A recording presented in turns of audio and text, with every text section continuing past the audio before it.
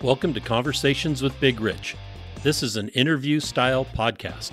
These interviewed are all involved in the off-road industry. Being involved, like all of my guests are, is a lifestyle, not just a job.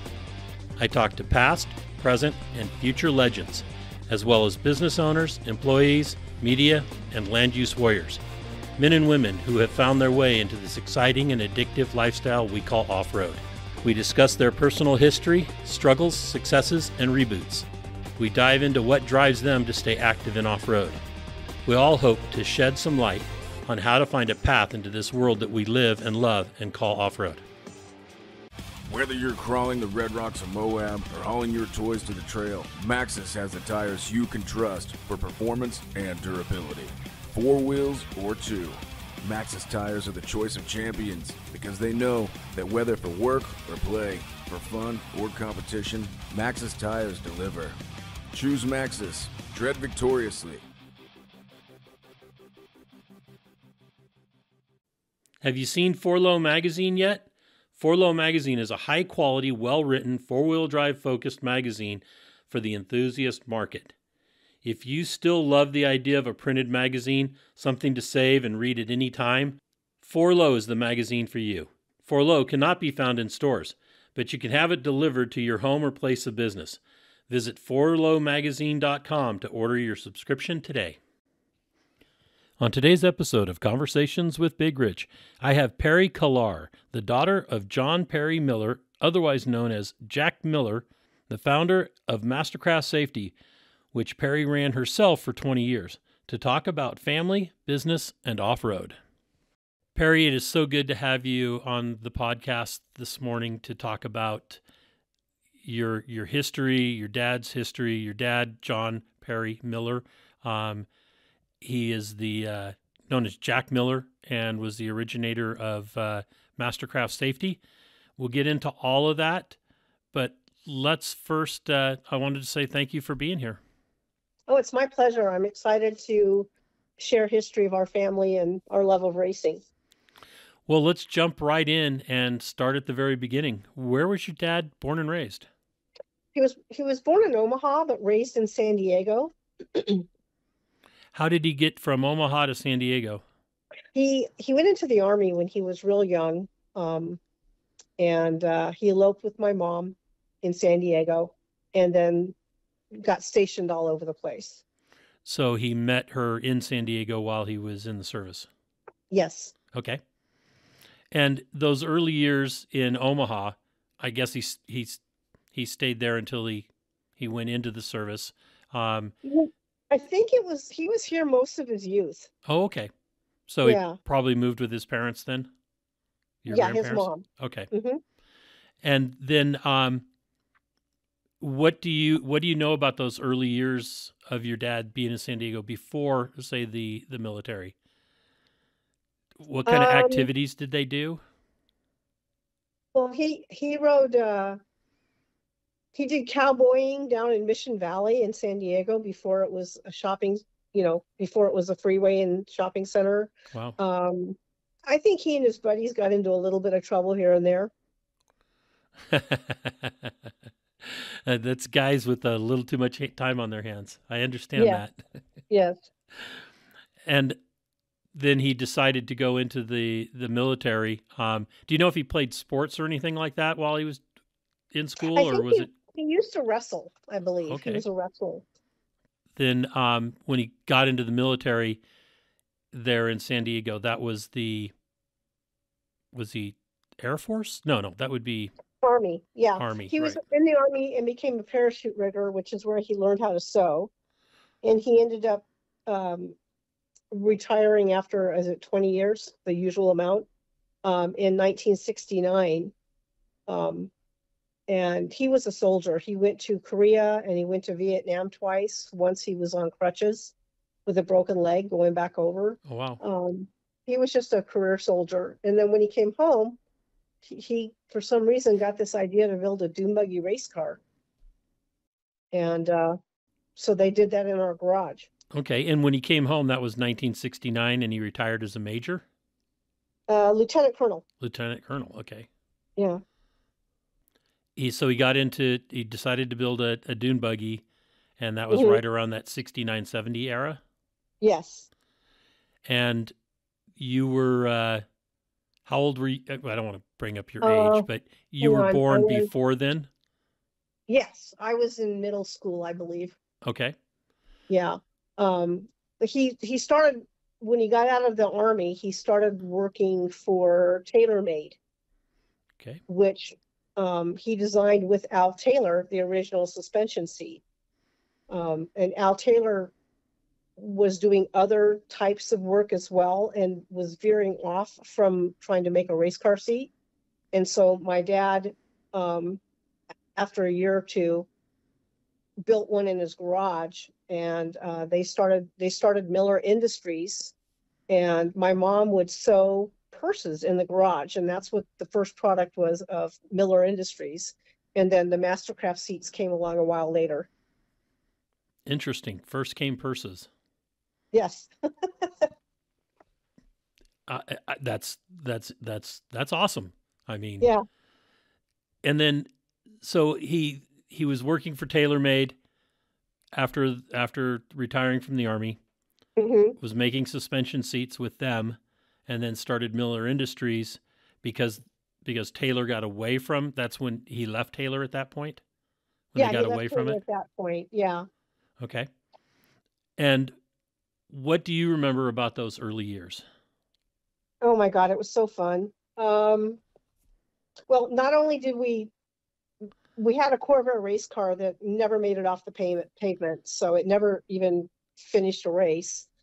But they went to all the races. My dad set up a pit system, much like BFG has today. In fact, at one point we had a meeting with Spirit, the Spirkoff group, and showed them like how we would set up our pits and all that, and they kind of started doing that. So we went all over Baja as kids with our families. There was like 2 or 3 families that all traveled together, and that's the times. And doing the pit servicing. Yeah. Mm-hmm. My job was the fire extinguisher. Excellent. When they welded. And then I also kept times. Okay. And those were score races or other organizations as well? There were score, I don't even remember. I do know we went out to Borrego a lot. Okay. For those races. And my mom actually raced as well. My mom and my brother and my dad. My mom raced with another gal. Her name was Pat Yancey, and she raced in the Baja 500. And they had a buggy shop, the Yanceys. And then she also raced with a friend of ours named Donna Gillespie, who was really successful at it for a while in Borrego. And this is before they had window nets and they had, half the safety equipment that they normally used. Right, just a seat belt. Yeah. Nobody thought about harnesses. I have a picture of my mom getting ready for the 500, wearing her wig and smoking a cigarette as she put her helmet on. She wore a wig with her helmet over. Yeah. Oh, wow. And they had a silk driving suits too, pale blue. That's awesome. And the did your dad raced at that time also? Yeah. Mm-hmm. Okay. He raced his Corvair, and my brother raced with him. And eventually they stopped racing, but continued pitting and making that his main thing to do. And my brother went on and partnered with Tom Bryant for a little bit. They had a VW. And your brother's name is Mike Miller. Mike Miller. Okay. Mm-hmm. And the whole family was involved with racing. Yes. Are you like the youngest? No, I had a younger sister. Her name was Sharon, and she was 18 when she was killed by a drunk driver. Okay. So she participated in all the family stuff. And at that point, I had moved out and I was doing my own thing for a while, and I got away from the racing world. How was that, getting away from the racing world? Did you need to get away from it, or just happened? No. I just grew up, and all of a sudden there were boys and cars and distractions, things to do. Yeah. got a job. Well, I worked at Mastercraft when I was like in middle school, high school. I was the janitor, and I had to go in every night and sweep up and take the trash out to our trash bin that was in front of our house. And it was this big field, and we lived right next to a farm, and we had horses, or a stable. And I would take the trash out and throw the trash in the dumpster, and chickens would roost in there, and they'd come screaming out, and I was always kind of scared. So I kind of didn't do it very often. And my brother fired me a lot. And my mom would ask him to hire me back because it was too expensive, for her to just give me money when I needed it then versus me earning money. And she says, use your own money. So I got hired a lot. So in 1981, when I decided I wanted to come back to Mastercraft,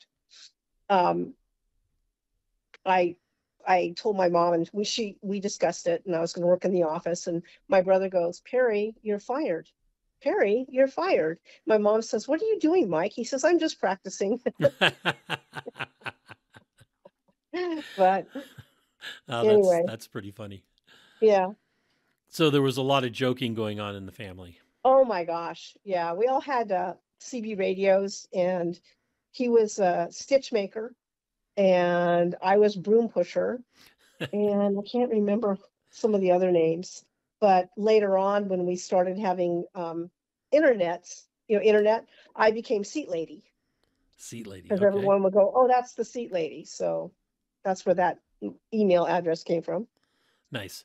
And when you came back to Mastercraft, what were your duties? My mom and I shared office duties. And then when my sister died, my mom basically quit. And then my dad slowly drifted into setting up a Mothers Against Drunk Drivers program down in San Diego, and became really involved with that. My brother and I ran it for a while. And then I think about a year later, he went to LA and got married. And so I had it on my own. And then a couple of years later, I met my husband, Buzz, who owned a company called HPS Oil. And he also ended up working at Bilstein. Oh, okay. And how did he get into Bilstein? How did that fall into place? Well, he worked at AutoFab, okay. out in Santee. And he did shock work for them. Okay. And he had customers all over the place. And then when we got married and decided to start a family, he realized he needed to have a real job. And so that's when he went to Bilstein. And he was like the manager for the aftermarket stuff. Okay. In the back. Yeah. So stay in the racing, family in the racing. Yeah. Yeah. And he continued to co-ride with a lot of people. And then we ended up being partners with his best friend, Mike Lund. And that's who he rode with for years. Okay. And did you race yourself? Nope. Never raced? Nope. Okay. Wish I had. You wish you had. Pre-run. Okay. You pre-ran. There you go. Yeah. And what were the times like, for a family chasing races, say in Baja? Well, we didn't do any chasing because there was really no communications. I remember being out in the middle of the desert. One of my funny stories is that James Garner, who's used to be a movie star, right? He was racing, and we were out in the middle of nowhere, and it was pitch black. His car pulls in, and there must have been 30 to 50 women all standing around giggling with cameras, all excited. Like, I don't know where they came from. And he gets out of the car and he walks over and he says to my mom that he needed to go to the restroom. And so my mom pointed over to, a dark area, and he turns around to the group and says, ladies, please, no pictures. That was what I remembered of that. But we used to have soda cans taped to the roll bars, and they would have stubs and tickets. So if every time you went to a checkpoint, you stopped and you got a ticket. And so when you finished the race, you had to have all the tickets for each checkpoint. And then if you got stuck, you you gave this to the checkpoint, the stuck stub, and then they would radio it to someone, and then we would find out later on if our car broke down or not. Right. Because Okay. there wasn't like a BFG relay or anything at that point. Right. It was truly the Wild West. Oh yeah. My dad created this little outhouse that we used out of like race car seat material and stuff. And that was kind of nice because you could go in there and have privacy as a girl. But you know, we camped. We had friends with motorhomes and stuff like that, but usually we camped out in tents. And he made these racks that went on top of our VW variant and on top of the Ford truck. And they would lift up, and then it had a tent attached to it so you could sleep on top of the car. Basically a rooftop tent like they have now. Yeah. Mm-hmm. So your dad was quite the innovator. Oh yeah, very much so. He made a bumper for his Datsun, and it was that corrugated steel, and it was so heavy that it was bigger and heavier than the actual truck. We used to tease him about it. If it needed 6 nails, he put in 10. Overbuild, yes. Yes. And what were some of the other things that I know that with you know, that it started with the seats, and then ended up window nets and all the. Yeah.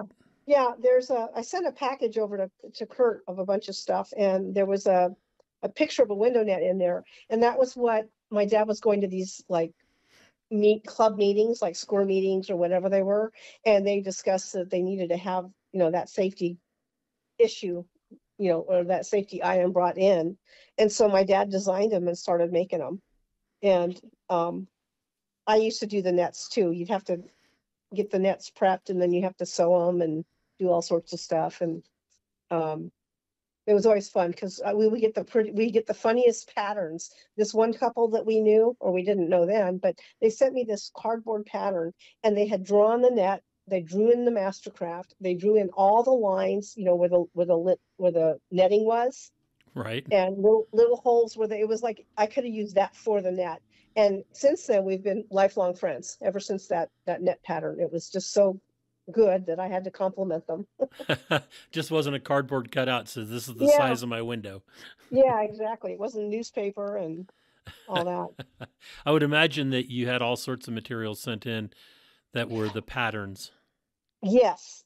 Another funny thing that happened later on when I was by myself, excuse me, I would go up to the Spirkoffs. They had a Halloween party, and I wore a race car seat. Like I cut a hole in the headrest. It was an old cover, and I just was wearing it. And as the evening went on, it started kind of smelling awful. And I realized that someone had just peed in the seat because they were racing and they didn't get out. And I didn't realize that until I was wearing it. And then I took it off, of course. And so some other friends, they came up with, his name was Brian Hibbs, came up with the idea of doing the PISS kit, which is the Personal Sanitation System kit. And what I did was I bought they're like an open-ended condom with a rubber fitting and a tube, and the tube would run down the leg, and then the guys could wear that while they're racing, and it wouldn't be, you know, mess up the seats.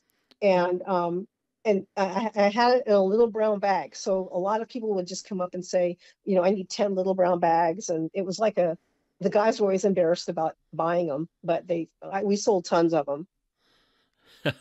And those were our PISS kits. PISS kits. That's awesome. Oh, Lord. And then you guys got into harnesses as well? No, we never did the harnesses. Okay. We were in development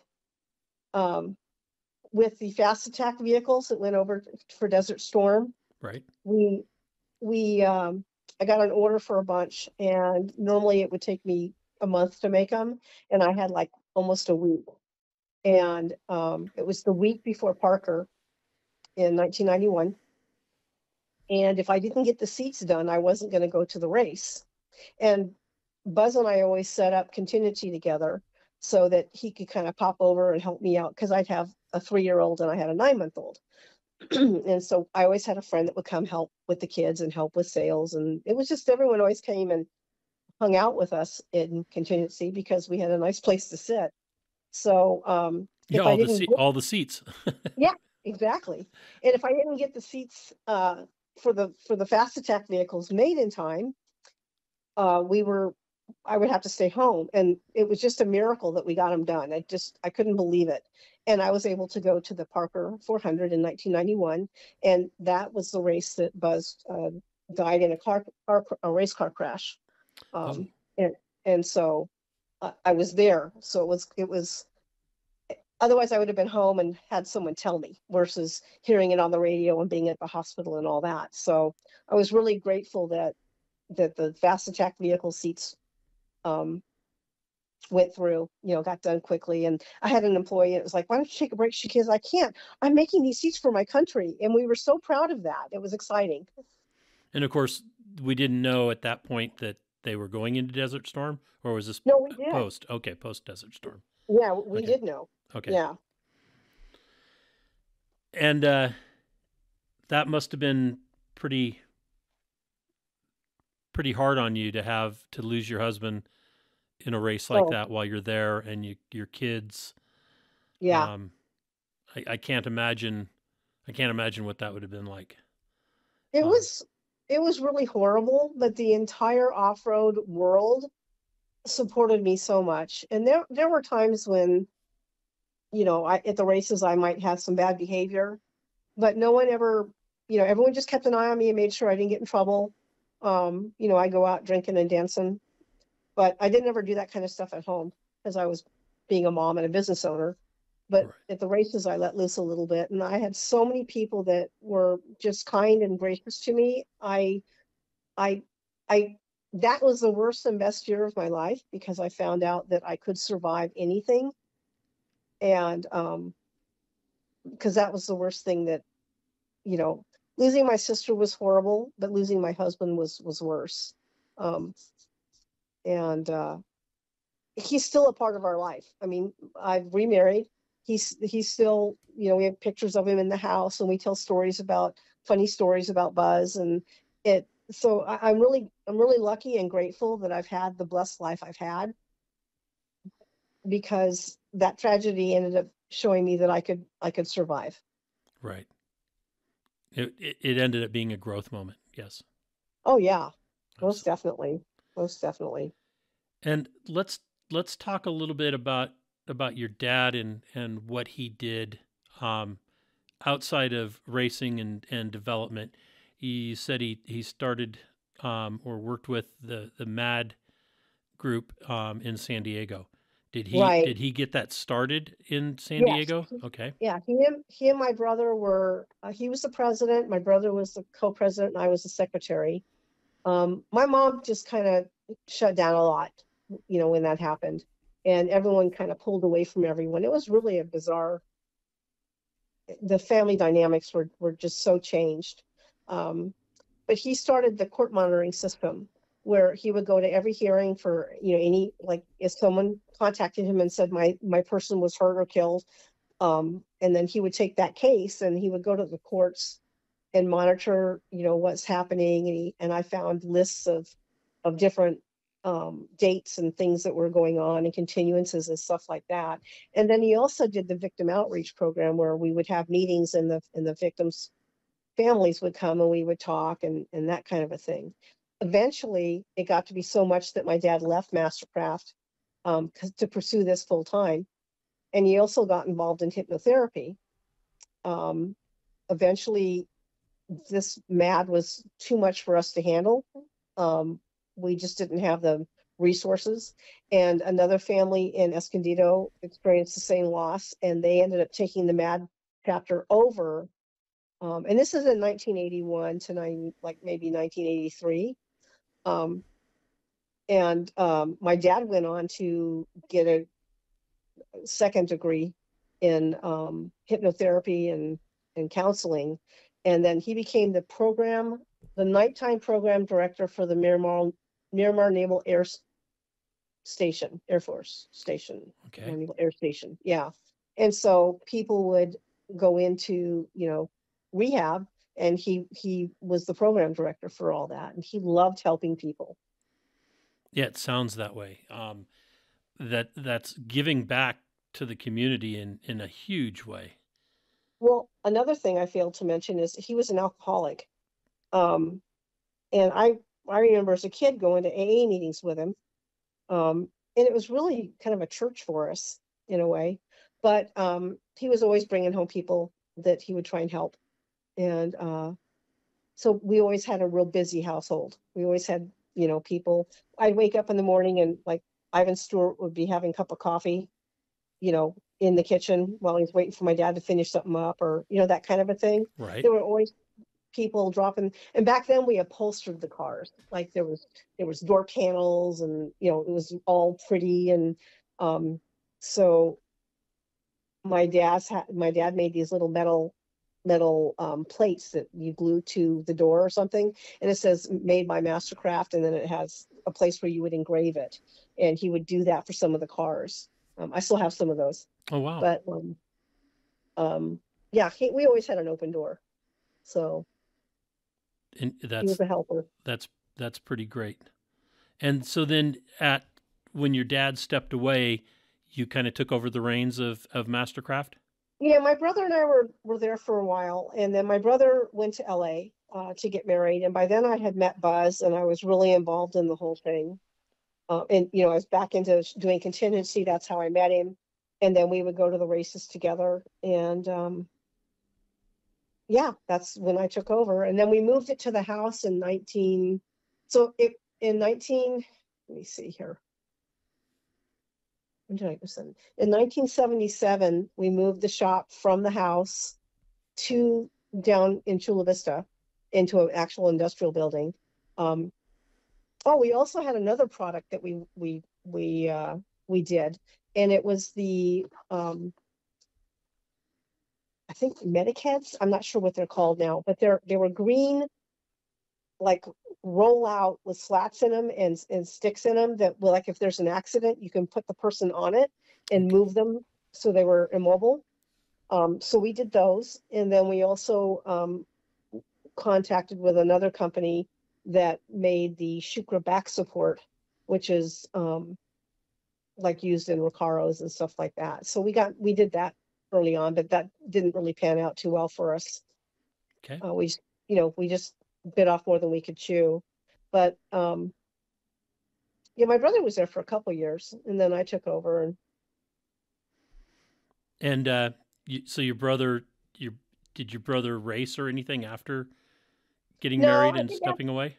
No, he stepped away long before that. I think that it just got to the point where, like into the 80s, it wasn't, in the end of the 70s is when they both stopped racing. Everyone stopped racing. Okay. And then you ran Mastercraft for quite a few years then on your own. About 20. Yep, about 20 years on your own. Mm-hmm. And then at that point, say at that 20-year mark, what was it, how many employees did you have, or what was the facility like? Well, interesting enough, in 1987, after my oldest daughter was born, we moved it to our garage, and it's like an 8-car garage. And so we had it there, and we had like 6 employees. We had up to 20 before in the other place, but we started farming out some of our work. We had another company do like our tool bags and things for us. And that's how I met my current husband, is he managed that shop. And so he made all the tool bags, and then we made limit straps for Rancho suspension and for like a lot of work for race ready off-road. But we farmed stuff out. So we didn't have a huge overhead of employees. Okay. But you were in that 8-car garage, you were producing at least all the seats. Yeah, we produced everything except the tool bags. Okay. Wow. That's pretty awesome. And so you downsized in size from a shop in Chula Vista to the 8-car garage. Right. And still was very productive. Mm-hmm. Yes. Excellent. And then that's where we made the fast attack vehicle seats. Okay. Yeah. Is in the 8-car garage. Yeah. Okay. And that's doing the framework, the frames and everything. Well, no, so that all started with Unique Metal Products built the frame. Tommy Bryant built the frames originally back in the 70s.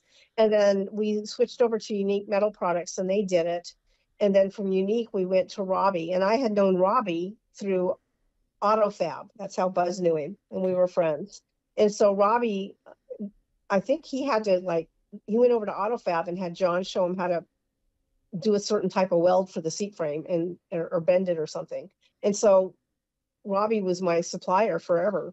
And then eventually I had wanted to sell the company and he just decided he wanted to buy it. So that was perfect. And the timing was right. Yes. I had been trying to sell it. I was in talks, but it was taking a long time. And I felt better knowing, because I knew Robbie real well and I knew that he would do well with it. And he far exceeded my expectations as far as making something of the company. Right. Yeah, I met Robbie standing at what they call Potato Salad Hill in Moab during Easter Jeep Safari. Oh, really? Yeah, and it was there in the late 90s. Well, he always had a smile. I mean, he always had a smile and a friendly hug. And he used to always tell me he wanted to do right by my dad, which was sweet. That's important. Yeah. So then what, how did your dad pass away? Actually, he had Alzheimer's. That's right. I did read that. Okay. Yeah, he got Alzheimer's and he passed in 2007.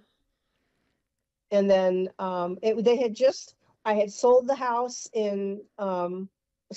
I had sold the business in 99, November of 99. And then my parents kind of built out half of the garage as a little apartment. And they were going to stay there and then travel in their motorhome. And about a year after that, my dad got diagnosed with Alzheimer's. And so they didn't travel anymore. And he ended up, living in a facility. But the funny thing is he was such a soldier that the first time he was at a real low risk place and they had like this 3-foot wall inside the main living area that the memory patients were locked in so they couldn't get lost.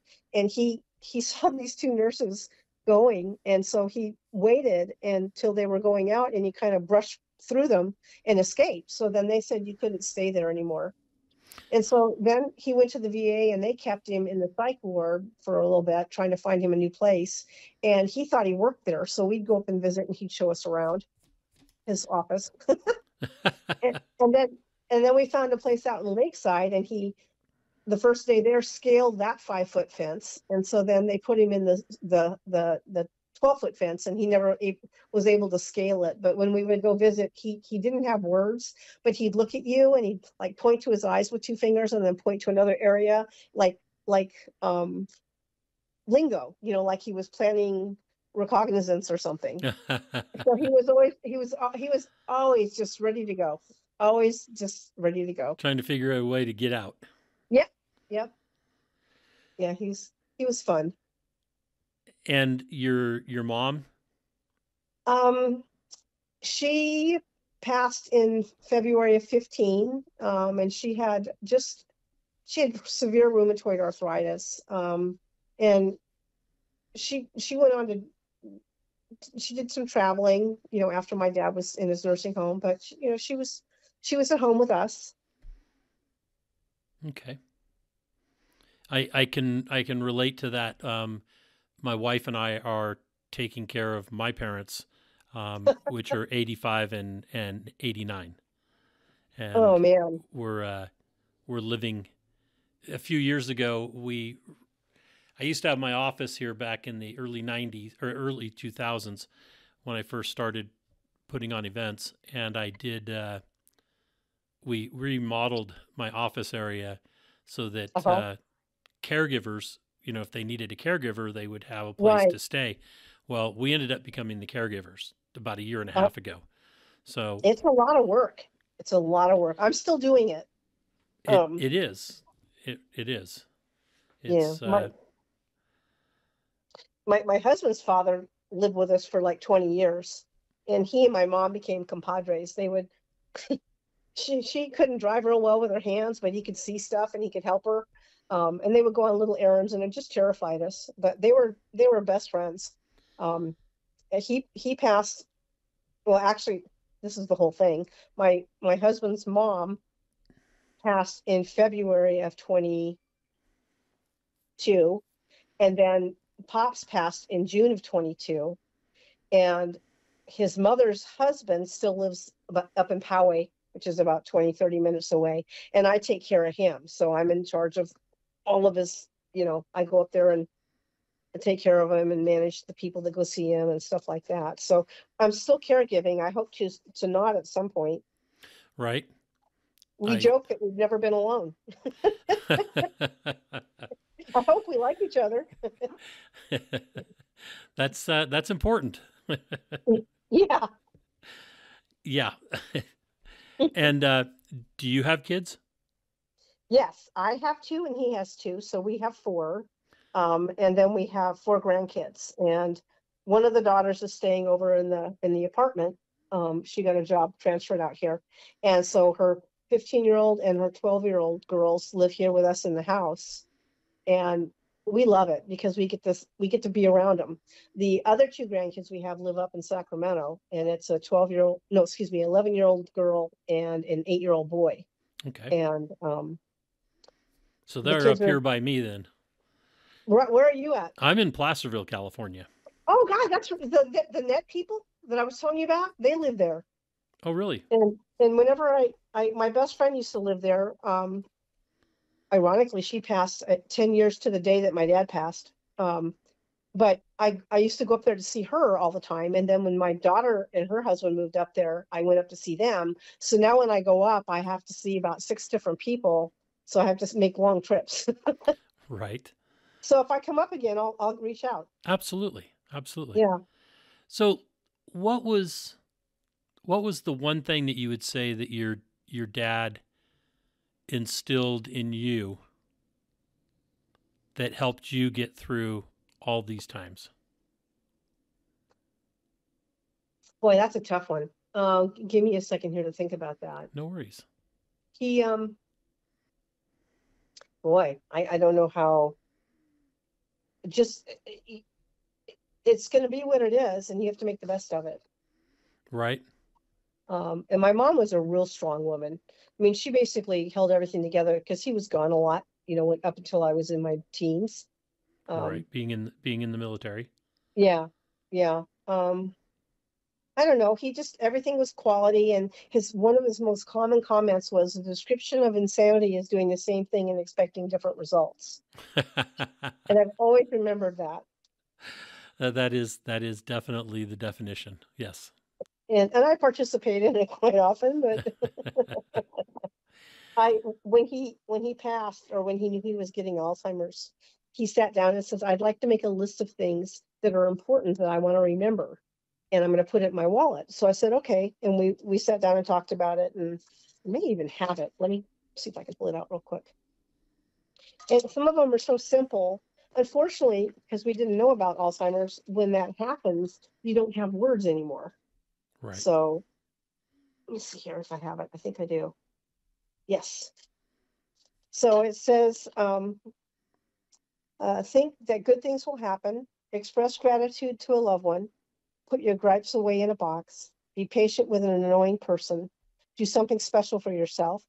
Reach out to someone who needs comfort.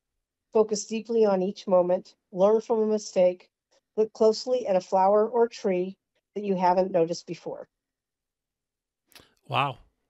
And then on the back of that, we put the 12 steps of recovery from Right. AA. Yep. Oh no, actually it was a serenity prayer that's on the back of the card. So we handed those little cards out at the funeral, and I still carry the original one that was in his wallet in mine. It's pretty profound. Yeah. Yeah. Gives you thought. It does. I mean, because you're just in such a hurry in your life to get through things that, you don't stop and take those moments. What about yourself that you try to instill in your kids? Integrity. What's I that? think integrity. Integrity? Yeah. Yeah. Just, doing the right. Another thing my dad always said was do the right thing when no one's watching, even if no one's watching. Right. And I've always tried to do that. When I end my phone calls with my daughters, I'll say, I love you, be kind. Because we forget to be kind. And my one daughter always teases me because she's an educator now. She's a counselor. And she goes, I always remember how you used to always you used to always say, go find the lonely kid by themselves and sit with them and share your lunch. Right. Yeah. So, I guess I have a social conscience. But yeah, I think the integrity is part of it, is a strong part for me. And I'm very self-aware and friendly. I mean, I care about people.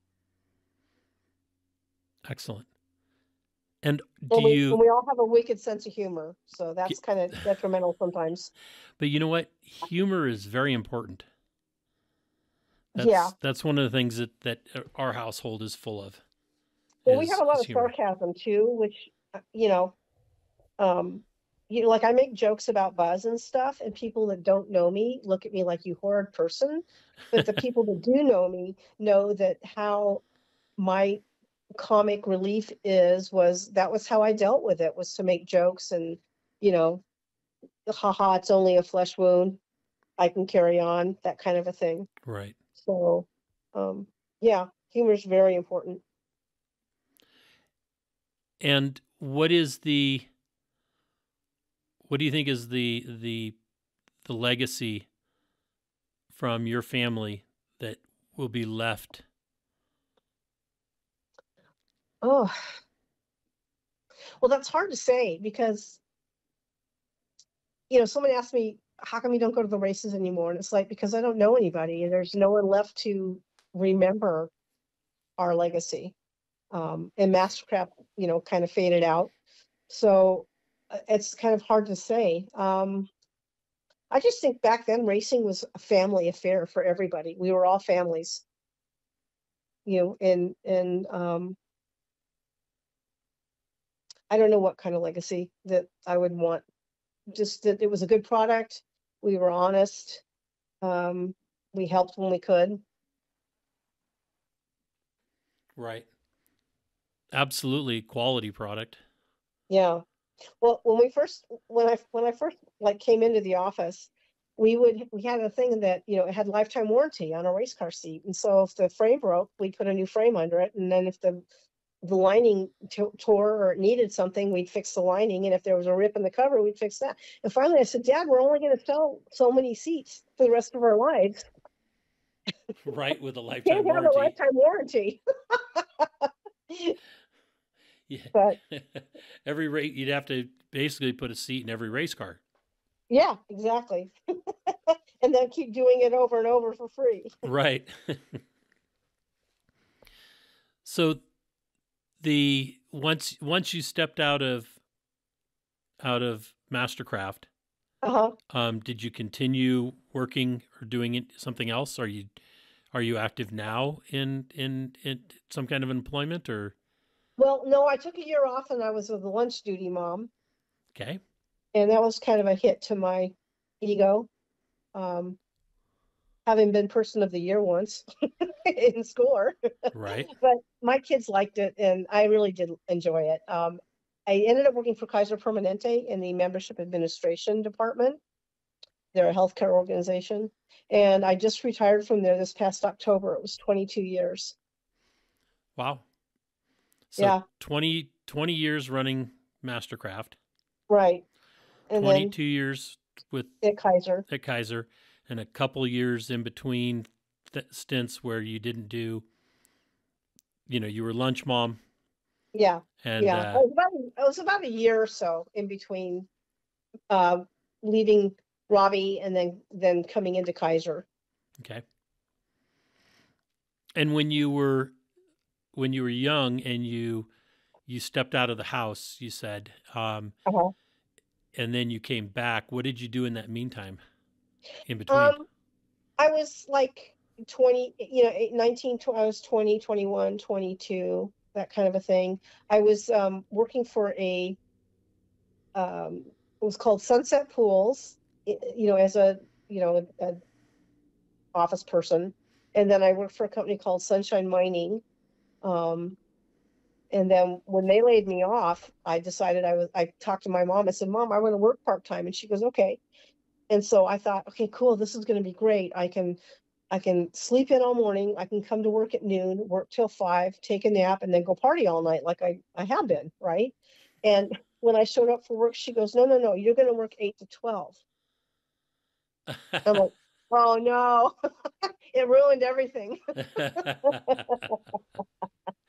It's like So, I had a landscape company at one time, and I ended up having to make sure that everybody showed up on Monday uh-huh.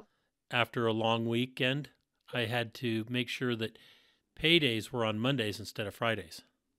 That is clever. I should And tell my husband that. I was able to eliminate the absences. I was able to eliminate having to go bail employees out over the weekend Right. because and then and what caused that is that I had more of the wives and girlfriends showing up on Fridays to collect the paychecks than I was handing to the employees. Oh, that's funny.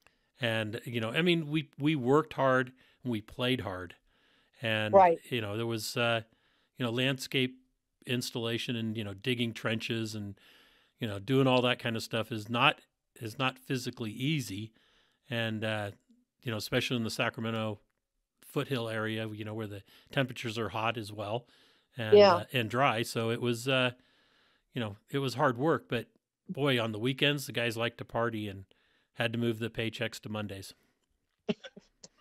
I love it. I'm going to tell my husband that. They so they do all sorts of sewn items as well. They make limit straps for Race Ready. They make tool bags. They work on some of the race cars for different little special things they want. So he's friends with some of the same people I'm friends with. And I have to say that Facebook has been a godsend for me, because when I left Robbie's, I was on vacation and I was going to come back. And then I just thought, you know what, I don't want to come back. This isn't fun. And so I lost contact with so many of my people that just supported me through such horrible times. And I felt very lost, and I felt like I lost a big piece of myself. But then as Facebook grew, it was like, oh, I'm friends with the people that I knew then that mattered. I'm friends with them now, and we talk all the time on Facebook. So it's really kind of cool. And is that like one of those Kurt Sherbaum? I never knew Kurt, but he and I have been like friends on Facebook for years, and we'll chat back and forth. Okay. But there's like Ann Chapman. She was a mechanic for PPI, Precision Prep. There's Melanie Connor, who's Jim Connor's wife. There's and I'm sure I'm missing tons of people, but there's just people that were always my friends and always helped me, that I was able to keep in touch with. Excellent. Yeah. I use social media not only to advertise what we're doing, but also to keep an eye, not to keep an eye, but keep a finger on the pulse of our race teams, Yeah. ex-racers that are no longer competing. I mean, I can't believe how many people I've refriended from high school. Yeah. And I graduated in 1976, so that was quite Me a while too. ago. Me too. Okay, Same year. there you go. Yeah.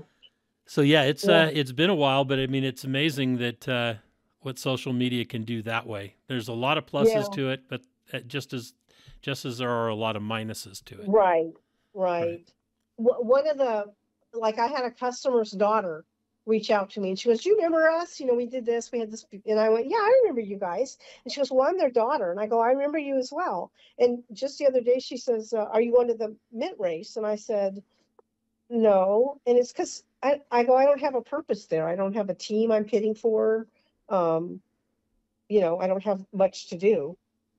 So I wouldn't go. And all the people have changed too. Right. Their kids don't know who I am. Walker took me for a pre-run.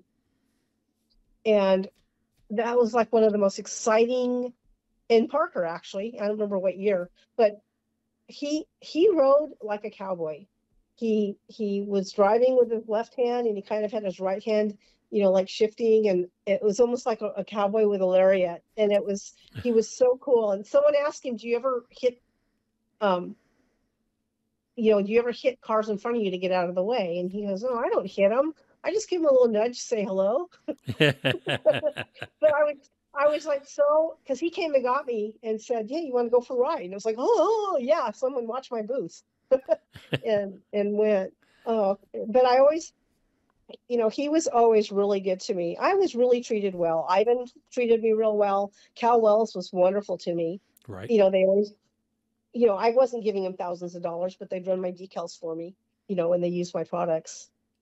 And so I always felt very treasured by them. Right, exactly. Is Judy Smith still around? Yes. Oh, good. Yes. Good. She was always very kind as well. Very true. Well, Peri, I'd like to say thank you so much for spending some time and discussing your life and your family's life, and everything that impacted your life in off-road. Yeah, I enjoyed telling you my stories, and I love the off-road community, and it was probably one of the major best parts of my life. That's awesome. And I'd like you to take a look at the nomination page on ormhof.org and look at that and see if you'd like to put together an application for your dad to be considered for induction into the Hall of Fame. I'd like to help you with that if you're willing. That would just be such an honor to do that. Thank you, and I will. I'll be reaching out to you soon. Excellent. Well, I appreciate it, and I want you to have a great rest of your day. Well, thank you. And the next time you get up here to the Placerville or Sacramento area, let me know. I'm going to be up there in September babysitting, so hopefully I'll have some free time that I can do that. I'd love to meet you. Excellent. All right. Great. Well, let me know. Like, are you going to have a sample to send me before you actually do it, or you're just going to do it? Oh, it's just going to be posted. But okay. You'll be very happy with it. Okay, edit carefully. Absolutely. Absolutely. This is all about, the heritage and legacy of everybody. So, yes. Yeah. Well, if you're ever bored, call me. I have tons of stories. Excellent. Sounds great. All right. You take care, Rick. All right. Thank you very much. Thank you. Bye-bye. Bye-bye. Well, that's another episode of Conversations with Big Rich. I'd like to thank you all for listening. If you could do us a favor and leave us a review on any podcast service that you happen to be listening on, or send us an email or a text message or a Facebook message, and let me know any ideas that you have, or if there's anybody that you have that you think would be a great guest, please forward the contact information to me so that we can try to get them on. And always remember, live life to the fullest. Enjoying life is a must. Follow your dreams and live life with all the gusto you can. Thank you.